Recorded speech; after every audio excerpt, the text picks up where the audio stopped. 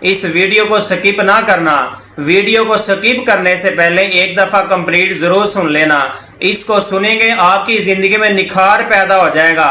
اگر آج ہم نے نکاح کو مشکل بنا دیا ہے اور زنا کو آسان کر دیا ہے، اس سلسلے میں آئے میں آپ کو دور نبوی میں لے کے جاؤں تاکہ آپ کو پتا چلے کہ دور نبوی میں نکاح کتنا آسان تھا، زنا کتنا مشکل تھا۔ آئے دور نبوی میں ہم چلتے ہیں۔ صحیح بخاری ہے، جو میں آپ کو واقعہ سنانے لگا ہوں، جو حدیث سنانے لگا ہوں، جو روایت سنانے لگا ہوں، صحیح بخاری کتاب النکاح حدیث نمبر 5121 ہے۔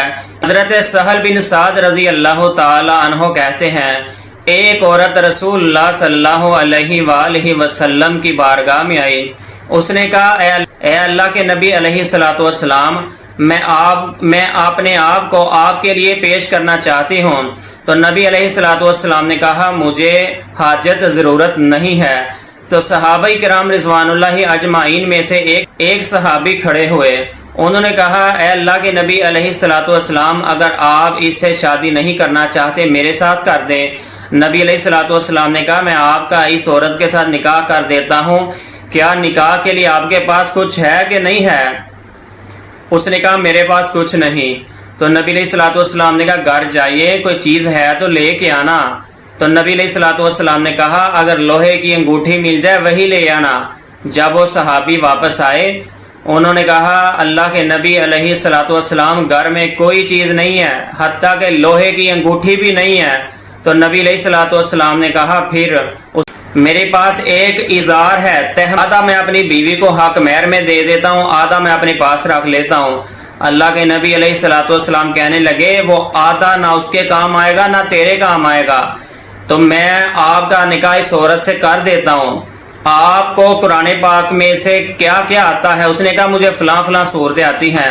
تو نبی علیہ الصلوۃ والسلام نے کہا، جو صورتیں آپ کو قرآن پاک کی آتی ہیں، آپ نے وہی صورتیں اس عورت کو نکاح کے بعد یاد کروانی ہیں، یہ آپ کا حق مہر ہے۔ میرے دیکھنے والے معزز، میرے محترم بھائیوں، بزرگوں، میری ماؤں، میری بہنوں، یہ واقعہ میں نے آپ کے سامنے رکھا ہے۔ اب آپ نے فیصلہ کرنا ہے کہ دور نبوی میں نکاح اتنا آسان تھا۔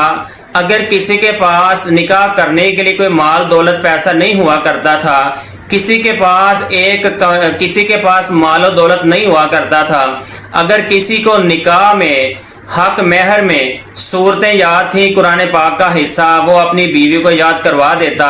اتنا آسان نکاح دور نبوی میں۔ آج زنا آسان ہے، نکاح مشکل ہے۔ اس کی وجہ ہم نے دنیا کی دولت کو اکٹھا کرنا شروع کیا، ہم نے لمبی سوچیں سوچنا شروع کی۔ ہم نے سوچا کوٹھی بنائیں گے، بنگلہ بنائیں گے، بڑی مارکیٹ بنائیں گے، بڑا گھر بنائیں گے، پھر ہم نکاح کریں گے۔